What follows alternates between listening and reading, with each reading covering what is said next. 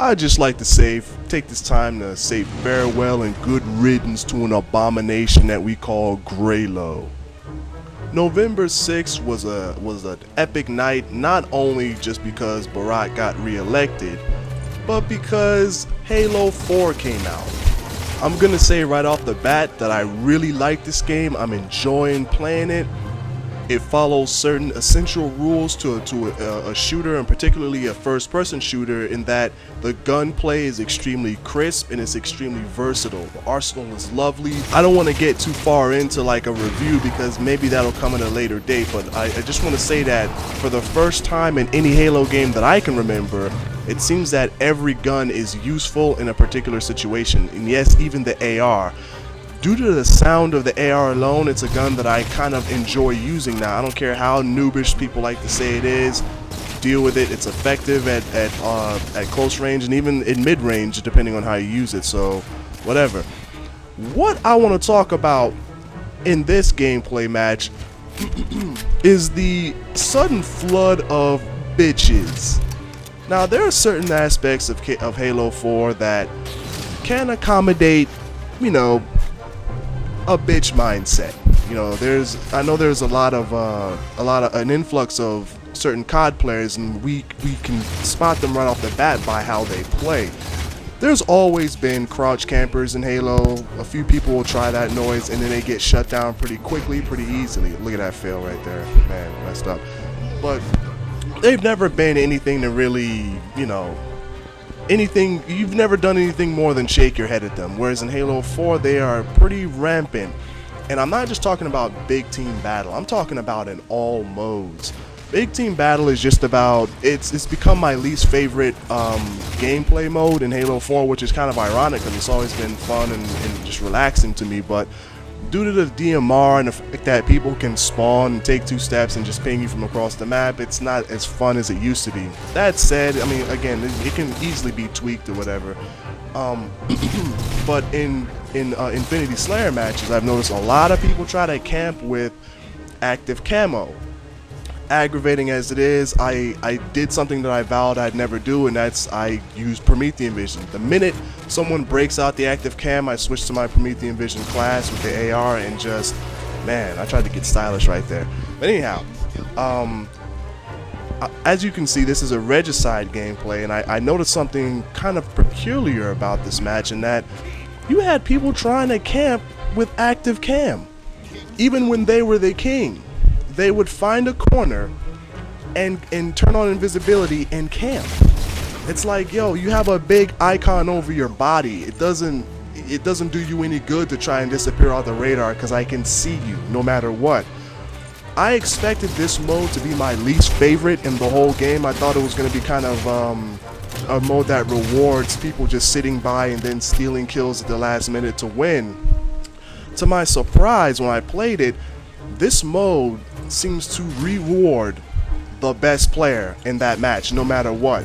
You can't simply sort of eke by a victory or anything like that. When you're the king, you can't go somewhere and just hide or keep running from battle. You have to continue getting kills, or else other people who are killing around the match are going to be crowned the king. Immediately that I realized that was a great thing, because it basically makes it so it's not just a match of everybody against one person, but it's a free-for-all match, but one person who's the top player has a bounty over their head. And so you might notice that even when I'm the king, you'll see that I'm not necessarily charging headlong into 3 people fighting, which I wouldn't do regardless. I'm finding safe modes to engage and continue the fight going. I'm not like just trying to run away from everybody I see or find a corner to try and hide and wait out the clock in. No, you got to get in there and you got to get it. And that's why I love this mode so much. It's really ironic. I never would have seen this coming in a million years. When I first saw the gameplay to Regicide and when it was announced and all that stuff, I was like, cool, whatever. It's man, that was a dope Matrix dodge. But it's basically FFA, which, while always kind of enjoyable in games like Halo 3, I always saw it as an opportunist's delight, because people, you know, they hang around and try to steal kills, which they still do in Regicide, but it's more engaging. I can't really explain it any more than that. I just have a lot of fun. It's intense, it's fast paced, rushed in right there and probably should have threw that grenade better. But anyways, yeah, Regicide is not. It's not a game type for spectators. In other words, it's not a game type where a person can just sit around and take pot shots at people who are fighting. You have to get in there, mix it up. Even when you're the king, if you want to stay the king, you have to keep killing. If you're looking for the king and you come across somebody, your best bet is to kill them and proceed on, you know. And that's I really love that about it. It forces players to get in there and play the game. And if they don't, they lose. You'll see a guy in this match here who's just basically running around and meleeing people. In fact, at the very last, this guy right here, at the end of the game, he actually assassinates me, but it's already too late. And you know, yeah, he gets his kill, but he's not rewarded with any kind of win or any kind of props for that. And that, I love this game type.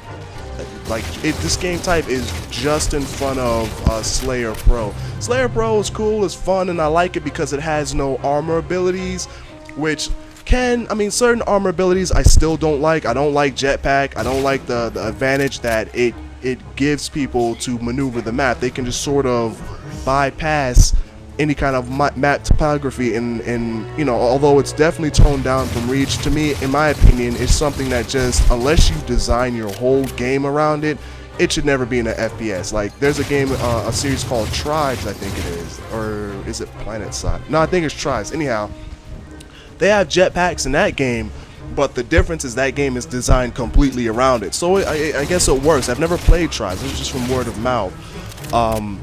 But I don't like jetpack, whatever, but active cam to me is something that they need to take out of matchmaking. In my opinion, this is a skill-based FPS. Making it so that people can spawn with the ability to turn themselves invisible is lame, especially when, as they jam the radar, they're not even jammed themselves. You still show up as a red dot on their radar. In my opinion, it should be an ordnance drop.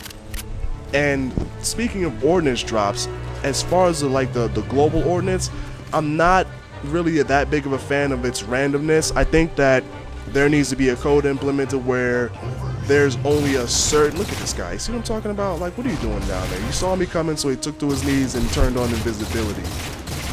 And I choke here, I think. Yeah. Well, that and, you know, other people come. But anyhow, yeah, I think that they need to implement something to where there's only a certain amount of power weapons on the map at a time. And speaking of time, I'm running out of it, so I want to let y'all know that I have an AR gameplay coming soon. I'm having a lot of fun with that weapon. I don't care if you think it's noobish or whatever. It's useful, it's fun, the sound is great, and the match was pretty hectic. So, anyways, peace out. It was like, yo, you just got played. Hell yeah, because he was running behind me. I dropped down, he drops down, but